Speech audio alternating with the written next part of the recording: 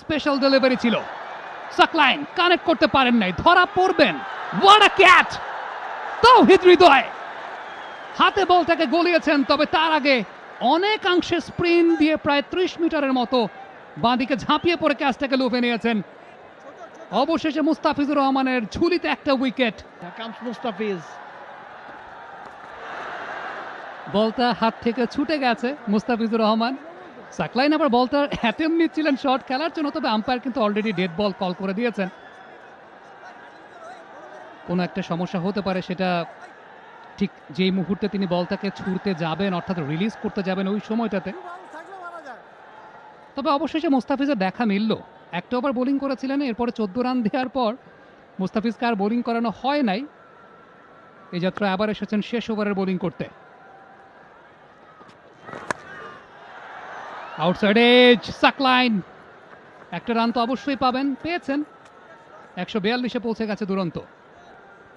সামি এই জায়গায় একটা রান ঠিক হলো কিনা, সাকলাইন কি চাইলে পুরোটা ওভার ব্যাটিং এ মনোযোগ দিতে পারতেন কিনা? Ripon is a proper number 10-11 batsman, সেই জায়গায় সাকলাইন ইতিমধ্যেই দুটা ওভার বাউন্ডারি হাঁকিয়েছেন, প্রথম বলে সিঙ্গেল। এখন যদি রিপন আউট হয়ে যান সেক্ষেত্রে কিন্তু পুরো 20 ওভার ব্যাটিং করা হবে না টিম দুরন্তের। হয়তোবা কনফিডেন্সটা এই কারণে আছে, এমার্জিং এশিয়া কাপে পাকিস্তানের সঙ্গে ম্যাচটা কিন্তু দুজনে জমিয়ে দিয়েছিলেন শেষের দিকে পার্টনারশিপ করে।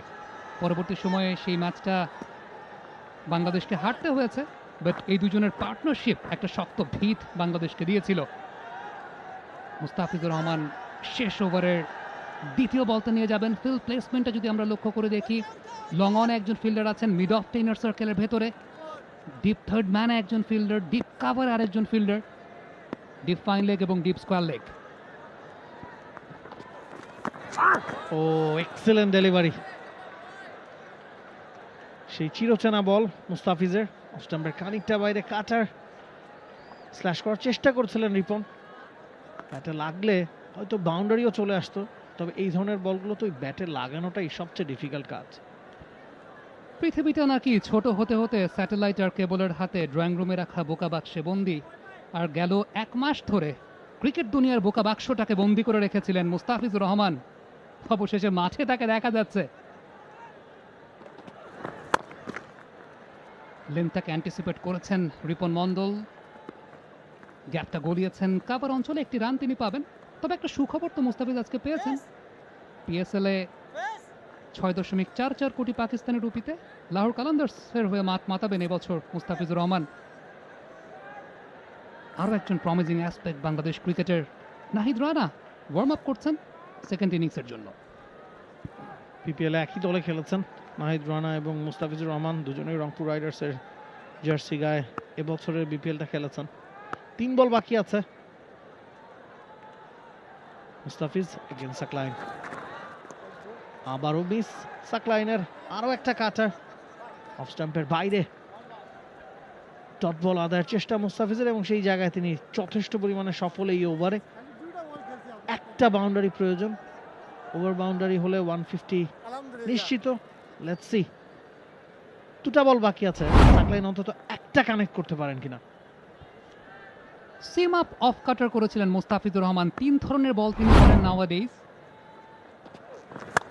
স্পেশাল ডেলিভারি ছিল, সাকলাইন কানেক্ট করতে পারেন নাই, ধরা পড়বেন। What a catch! Towhid Hridoy হাতে বলটাকে গলিয়েছেন, তবে তার আগে অনেকাংশে স্প্রিন্ট দিয়ে প্রায় 30 মিটারের মতো বাঁদিকে ঝাঁপিয়ে পড়ে ক্যাচটাকে লুফে নিয়েছেন। অবশেষে মুস্তাফিজুর রহমানের ঝুলিতে একটা উইকেট। দুরন্ত ইনিংসের পরিসমাপ্তি, ধূমকেতুর জন্য লক্ষ্যমাত্রাটা গিয়ে দাঁড়াবে 144-এ। Will it be enough? সেটাই সবচেয়ে বড় প্রশ্ন। টসের সময় লিটন দাসকে জিজ্ঞেস করা হয়েছিল, তিনি কোনো স্কোর বলতে রাজি হননি। যে ধরনের উইকেট ফিল্ডিং এর সিদ্ধান্ত বেছে নিয়েছেন উইকেটটা পড়তে বুঝতে। আকবর আলী বলছিলেন যে পাওয়ার প্লেতে একটু দেখে শুনে খেলতে হবে, উইকেটটা গ্রিনিশ। তবে যেহেতু 150-এরও কম, পুরো 20 ওভার টিম দুরন্ত ব্যাট করতে পারেনি, মিডল অর্ডারে কলাপস ছিল, মনে হচ্ছে পাস স্কোরের চেয়ে কম রানেই টিম দুরন্তকে আটকাতে সক্ষম হয়েছে টিম ধূমকেতু। শেষ বলটা আমরা দেখছিলাম অফ স্টাম্পের বাইরে, ফুল লেংথ ডেলিভারি ছিল, সে কারণে চালিয়েছিলেন সাকলাইন। তবে হৃদয় অনেকখানি স্পেস কভার করে তালুবন্দি করেছেন সাকলাইনের ক্যাচটা। Running catch, excellent finish. For more updates, subscribe to our YouTube channel and click on the bell icon. Follow us on Facebook and Instagram. Download T-Sports app to enjoy exciting games and highlights. Visit tsports.com.